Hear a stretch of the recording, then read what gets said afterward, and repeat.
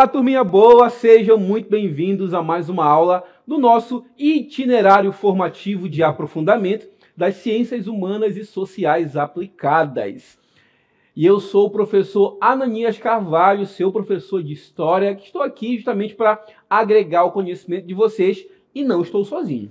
Exatamente, acompanhando esta IFA junto com o professor Ananias e vocês, estou eu, professor Dário Pinheiro, do componente curricular Sociologia. E juntos vamos estar aqui para a nossa aula de número 7.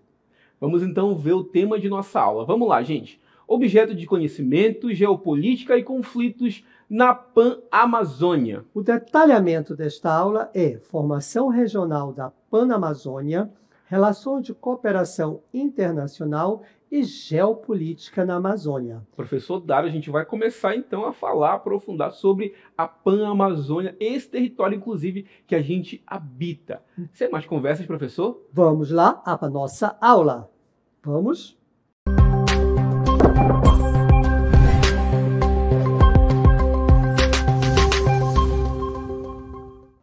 Estamos iniciando a nossa aula com esta bela imagem, professor Ananias, queridos e queridas estudantes. Aqui, olha, esse mapa aqui que fala até de... É uma aula de geografia? É também uma aula de geografia, de sociologia, de história e também filosofia. Tudo aqui no nosso itinerário formativo de aprofundamento para falarmos sobre a formação regional da Pan-Amazônia, que aqui no mapa corresponde... Olha aí, professor Ananias. A essa região aqui, pintada em um verde mais clarinho, né? Um verde folha. E quando a gente fala em Pan-Amazônia, a gente está falando da Amazônia internacional, ou seja, que vai além do território brasileiro. A Pan-Amazônia também é denominada por alguns autores, preste atenção, como Amazônia continental, a Grande Amazônia, a Amazônia internacional ou ainda, prestem atenção, a Amazônia sul-americana. Tudo isso representa esse espaço geográfico que está sendo visto por vocês nesse mapa, que são vários países. Nesta aula, nós vamos usar o termo Pan-Amazônia. Mas é importante que vocês saibam, como bem nos disse o professor Ananias, que esta mesma região, né, professor, recebe outros nomes. Mas aqui a gente vai chamar de Pan-Amazônia. Pan-Amazônia, exatamente. E em termos territoriais, a título de informação, para conhecer mais um pouco, essa região, ela abrange uma área, olha só o tamanho, professor, 7,8 milhões de quilômetros quadrados e envolve oito países e a Guiana Francesa, que é o departamento ultramarino da França, que fica lá na Europa, mas que tem esse departamento ultramarino aqui na nossa Pan-Amazônia. Ou seja, professor, só para título de informação, Sim. Quando a gente fala de Pan-Amazônia, a gente está falando não somente do território brasileiro, da Amazônia brasileira, Isso mesmo. mas também o território que abrange outras regiões, todo esse bioma, por assim dizer, né, professor? Esse bioma amazônico que abrange outros países. O senhor falou uma professor. coisa interessante que eu quero compartilhar, por exemplo, essa parte verde clara aqui do nosso mapa, né? Como o senhor disse. Então, essa região tem um bioma só, que é a Amazônia. Muito bem. Só que esse bioma, essa floresta, essa região aí de mata, ela abrange vários países, gente, não só o Brasil. Olhem o mapa, o Equador, a Colômbia, Venezuela, as Guianas, Suriname e o Brasil. E também dentro do Brasil, região norte e um pedaço da região nordeste. É isso mesmo? Também, e a centro-oeste, olha aí. Pedacinho do Mato Grosso. Pegue seus conhecimentos de geografia e aplica aqui nesse mapa que você vai identificar tudo isso que a gente está dizendo. E a extensão dessa grande região, professor, equivale, olha só, a 80% da superfície da América Latina. Veja como é grande essa região que a gente está chamando aqui, que os autores chamam de Pan-Amazônia. Então, professor, não é só floresta, tá, gente? Não. É floresta e pessoas, indivíduos que moram na floresta e que têm múltiplas particularidades. Cada povo tem uma cultura diferente. Por isso, é importante a gente estudar a Pan-Amazônia como um todo, mas também como particularidades. Exatamente. Por exemplo, as particularidades. É uma área do continente sul-americano muito grande. E também possui, olha só, gente, uma floresta tropical latifoliada. Olha que nome bonito, professor. Latifoliada. Só sabe explicar para a gente esse nome? Latifoliada, professor? Porque tem muitas árvores, folhas diferentes. Então tem vegetação de muitas formas. Consultem aí a biologia para saber um pouco mais sobre as espécies vegetais que estão aqui na floresta amazônica. E consultem geografia só para identificar que também tem uma bacia hidrográfica gigante, quer dizer, rios, muita água doce. E é por isso, por sua grande biodiversidade, sua extensa rede hidrográfica, sua diversidade cultural, como o senhor colocou, que são as pessoas, e também pelo importante papel na regulação do clima mundial, a região tem chamado professores, estudantes, a atenção do mundo de diversas formas. Muitas formas aí o povo está olhando para a Amazônia, para a Pan-Amazônia. Exatamente. Vamos então pegar um pouquinho e entender um pouquinho da formação regional desse território que é a Pan-Amazônica. Olha só o que a gente fala para a gente, professor. A maior parte da população amazônica está concentrada principalmente em áreas urbanas, ou seja, nas grandes cidades como Belém e Manaus, por exemplo. Cerca de mais de 1 milhão de habitantes moram nessas cidades. Inclusive, Manaus é considerada uma das maiores metrópoles do Brasil, a 5ª maior cidade do Brasil, e muitas das vezes ela é subestimada até por estar num local que muitos consideram como a periferia do Brasil em relação ali ao centro-oeste também. E são cidades ali essenciais na Pan-Amazônia.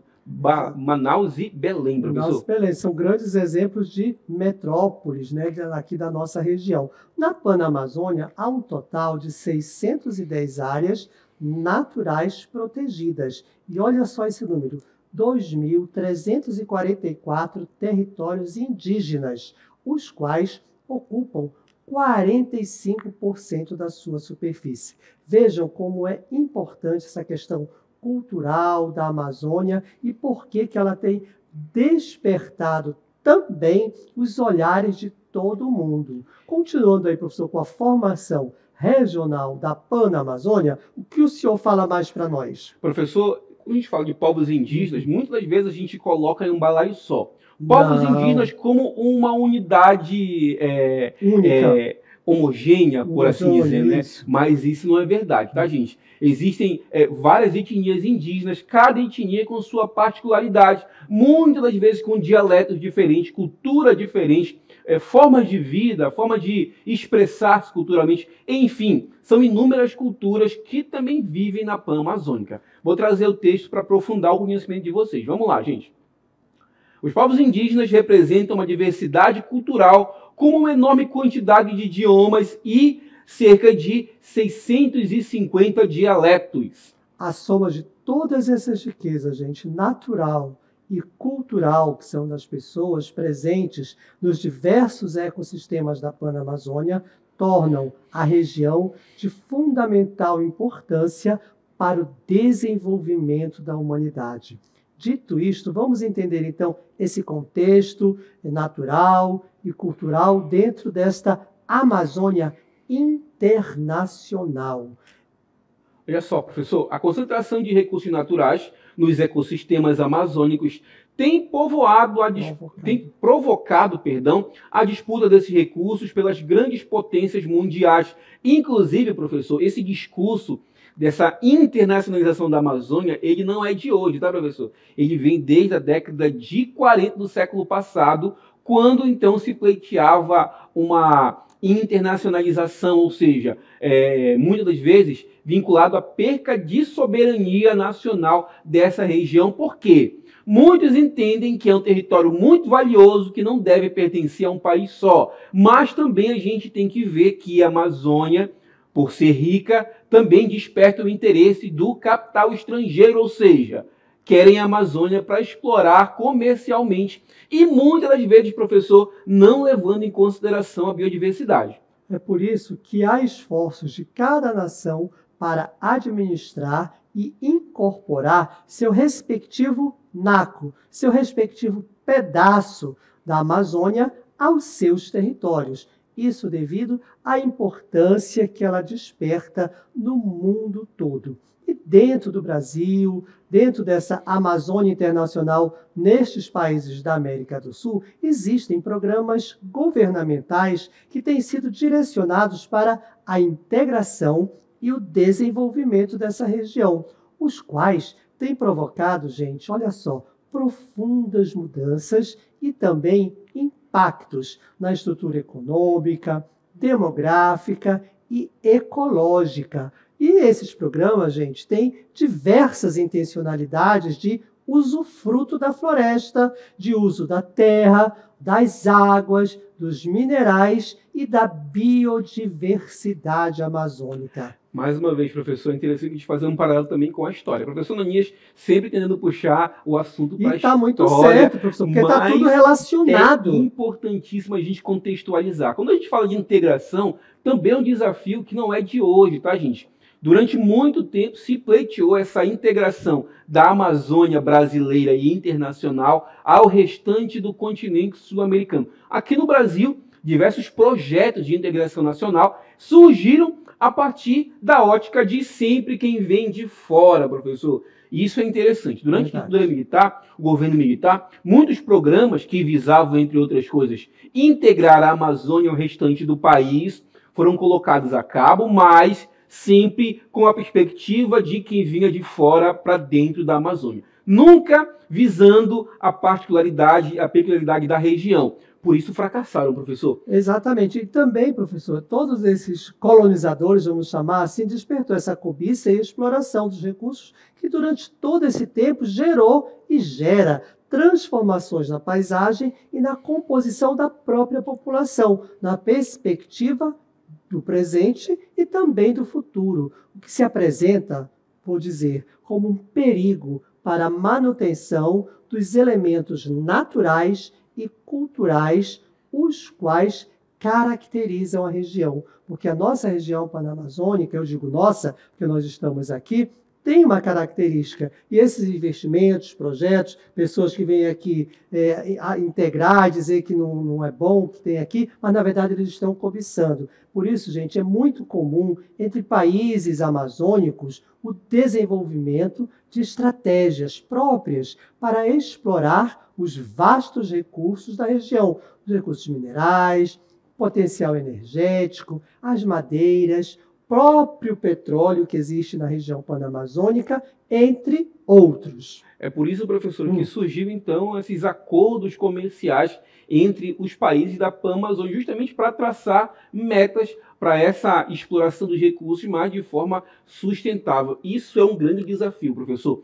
O desenvolvimento sustentável. Explorar a floresta, mas deixando claro que não explorar o suficiente para acabar os recursos. É o grande desafio, inclusive, que a população, as populações, os governos, inclusive através de vários congressos, discutem, que é justamente a ideia de desenvolvimento sustentável. E também existem vários interesses. O interesse maior é criar condições, professor, que possibilitem conectar essas regiões amazônicas, as Amazônias, com a finalidade de também proporcionar essa fluidez de processos que buscam esse desenvolvimento sustentável, professor. Exatamente. Explorar, sim, tudo bem, mas com sustentabilidade. Entretanto, vamos aqui ressaltar que os esforços governamentais não condizem com a retirada das riquezas, sem que proporcionem grandes benefícios e retornos para o desenvolvimento socioeconômico da região. O que eu estou querendo dizer com isso? Que a riqueza é retirada, que ela é explorada, mas o retorno, ou seja, o lucro dessa exploração, dessas riquezas, sejam elas sustentáveis ou não, não chega até os povos da Amazônia. E isso, eu vou ter que dizer, é dado por conta de uma relação histórica que já vem aí de muito tempo, lá na colonização de todos esses países. Aí, professor, nós trouxemos um exemplo aqui para os nossos estudantes, para eles entenderem, de acordo com aquele mapa, os países que compõem a Panamazônica, como foram colonizados e explorados por diversas nações do mundo. Vamos ver um exemplo?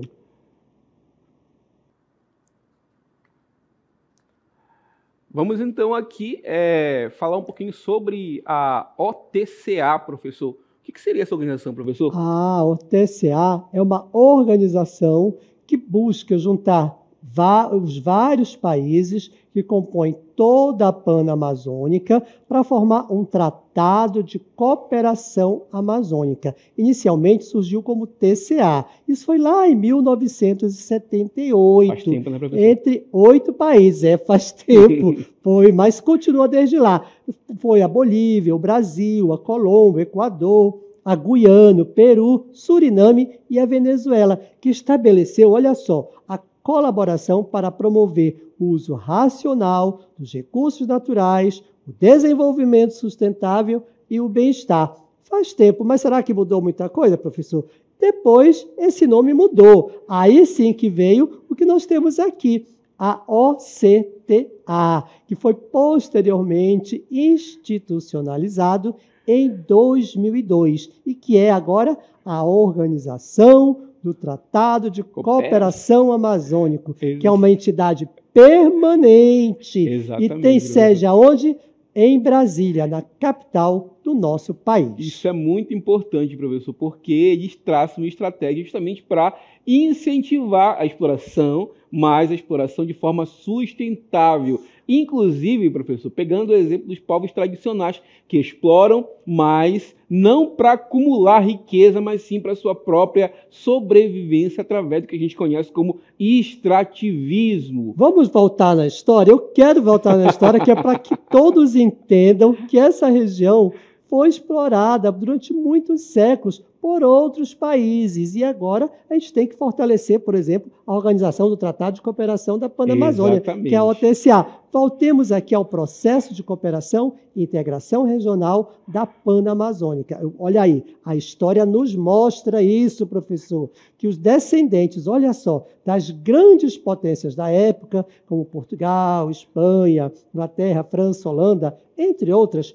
conseguiram estabelecer neste vasto território, contra a vontade da população, como o senhor bem frisou, que já habitava essa região, que são os povos nativos, e que na época, gente, eram denominados de índios. Vamos ver aí como foi essa colonização desses povos, voltando aí para o nosso mapa. Olha só, vamos lá. É muito importante a gente levar em consideração que existem ali vários tipos de colonização dentro da Panamazônica. Entre elas a colonização portuguesa, que no caso é o Brasil, e também a colonização hispânica, como no caso da Bolívia, do Peru, da Colômbia, do Equador e do Brasil, que foi colonizado no caso, o Suriname, que foi durante muito tempo ali a colônia holandesa. Inclusive existe um vínculo muito forte entre os Países Baixos e o Suriname. A Grã-Bretanha, que colonizou a Guiana, e também a Guiana Francesa, que é ali um protetorado francês. E o Brasil, além professor? Do Brasil, que foi colonizado por Portugal. Inclusive, professor, muito interessante levar em consideração que a colonização brasileira, ou melhor, da Amazônia pelos portugueses, foi perversa a partir do momento que todo um aparato colonial foi montado para explorar o máximo de riqueza possível e também, gente, colonizar o imaginário, que é o tipo de colonização mais perversa que existe. Por quê, professor? Porque quando você coloniza o imaginário, você inculca na cabeça das pessoas que elas são inferiores a tudo que vem de fora, e isso deixa resquícios até os dias de hoje, professor. Muito embora a gente tente lutar contra essa colonização, a gente muitas das vezes acaba se referindo de forma pejorativa quando quer ofender alguém. Eu quero ofender o meu colega, eu chamo de índio, porque a gente aprendeu, foi educado e colonizado de que ser indígena é algo ruim. Mas não é, professor. Não, não é. E isso tudo, como o senhor bem falou, é um processo colonizatório, tanto cultural quanto econômico, que busca extrair todas as riquezas, não só aquelas riquezas naturais, minerais, como culturais, infelizmente. E depois de passado cada processo extrativo, porque isso foi dado em etapas, né, professor? Não aconteceu de uma vez, que se produziu aí durante séculos na nossa região, essa região ficou ainda mais pobre do que antes, porque levaram todas as nossas riquezas, estão querendo levar com recursos que estão sendo superexplorados e até mesmo esgotados, ou seja, deixam de existir. Mas a população indígena não desistiu. Embora ela tenha sido dizimada e os povoados deixados ao abandono e à espera, olha só, de um novo ciclo econômico que os tirasse da ruína. Essa é uma relação bem interessante, que os povos ficam, digamos assim, sem nenhuma riqueza, mas também ficam à espera de um outro ciclo econômico. Por exemplo, a gente pode sempre frisar, né, professor, e o senhor pode nos ajudar nesse sentido, o ciclo da borracha. O ciclo da borracha foi uma economia, um ciclo econômico que perdurou na Amazônia durante boa parte ali do século XX, a primeira metade do século XX. Muito embora a gente tenha a noção de que muita riqueza veio para cá, e de fato veio, mas essa riqueza consolidou como um fausto, ou seja, as populações elas não usufruíram dessa riqueza. Apenas uma pequena elite usufruiu dessa riqueza através ali da exploração da força de trabalho do seringueiro, que era o indivíduo que sim produzia essa riqueza. É por isso que a professora Guinéa Mascarenhas coloca como o período da borracha como uma grande ilusão de um Fausto que durante muito tempo iludia a população amazonense, mas que no final desse ciclo tudo foi embora. Inclusive, muitos historiadores colocam que os ingleses, os europeus, não levaram o teatro Amazonas porque estava ali arraigado com a estrutura ali no solo manauara, porque se não tivesse, se eles pudessem, eles tinham tirado daqui, inclusive, o nosso teatro Amazonas. Vamos botar o texto, professor, para a gente refletir um pouco mais. Vamos lá. A economia extrativista na Pan-Amazônia e seu papel nas extrações populacionais. O ciclo da borracha. Olha só o que a gente fala para a gente. A grande demanda pela borracha amazônica ocorreu em dois momentos. Prestem atenção. O primeiro ciclo da borracha iniciou no século XIX, 1880, até 1912. Primeiro ciclo da borracha, professor. Quando esse ciclo acabou, essa ilusão acabou, o Amazonas, a região amazônica, passou por um grande momento ali de pobreza profunda até o segundo ciclo da borracha, o ciclo do soldado da borracha, na Segunda Guerra Mundial, que durou de 42 a 45. E mais uma vez, professor, esses ciclos econômicos levaram muita riqueza, mas trouxeram muita miséria. Por quê? Foi nesse momento que pessoas iludidas, prestem atenção, pela ideia de riqueza fácil, vieram do Nordeste para cá, trouxeram consigo sua cultura, professor, mas aqui acabaram enfrentando uma miséria que perdurou durante muito tempo, professor. E é nesse sentido que nós queremos que todos nós entendamos essa questão, que os ciclos trazem uma riqueza aparente para a região e depois vão embora. O ciclo da borracha teve sua primeira fase, sua segunda, e foi embora. E como o senhor falou, o povo ficou na miséria. Exatamente. Esta é uma realidade. Mas logo a seguir, ao final da década de 1990, outros movimentos também tiveram como forma de integrar e atrair populações para a Amazônia. Foi o que, a partir da década de 1990, onde predominou a forma intensiva e predatória dos recursos da região amazônica, olha só, com o aval e o apoio diretamente do Estado, por meio de grandes subsídios financeiros, o que provocou na região a construção de grandes infraestruturas e maior povoamento da região. Vamos adiante, professor. Vamos lá. Em fim do século XX, a pressão internacional, por meio de entidades sociais e ambientais, preocupadas em grande medida com a devastação da floresta, levou a uma reflexão crítica, prestem atenção, pessoal, sobre o modelo de desenvolvimento que se reproduzia e se mantinha na nossa região amazônica, professor? Esse que se mantinha, professor, é isso que o senhor falou, que eu repeti, que eu vou falar de novo, que os ciclos vão e vêm, mas a população continua, digamos assim, sem muitos recursos. Levam a nossa riqueza e essa riqueza não retorna para a própria população. É por isso que nós dissemos que essa reflexão tem que ser feita e compreendida. Nesses novos projetos tem que haver a valorização da vida, a descoberta de novos materiais, de novos procedimentos tecnológicos tem que acontecer. Menos consumidores de energia e matéria-prima tem que diminuir e tem que aumentar a consciência ecológica daqueles que ensejam novas perspectivas para o desenvolvimento e exploração da região. Como dissemos agora há pouco, temos que utilizar os recursos, mas de forma sustentável. E é esse pensamento que tem orientado as novas dinâmicas de ocupação e usufruto dos recursos naturais, professor, Isso é alunos. muito interessante, professor, porque durante toda a história da Amazônica, sempre os projetos vinham de fora para dentro e não levavam em consideração as pessoas que moravam aqui, que moram aqui, que têm todo o seu cotidiano, que tem a floresta, muitas das vezes, como o seu meio de sobrevivência, e isso tem que ser levado em consideração. Uma exploração, sim, mas de forma sustentável. Inclusive, esse é o grande desafio atual para a Amazônia. E esses esforços têm que continuar, gente. Tem que integrar, sim, a Panamazônica, porque o gigantismo territorial, natural e cultural da Panamazônica possibilita vantagens e desvantagens. Por um lado, o culto ao mítico, ao lendário, os encantos, as belezas despertam curiosidades e desejos de conhecê-la e senti-la de perto, assim como também as ambições por usufruir dos recursos presentes na região.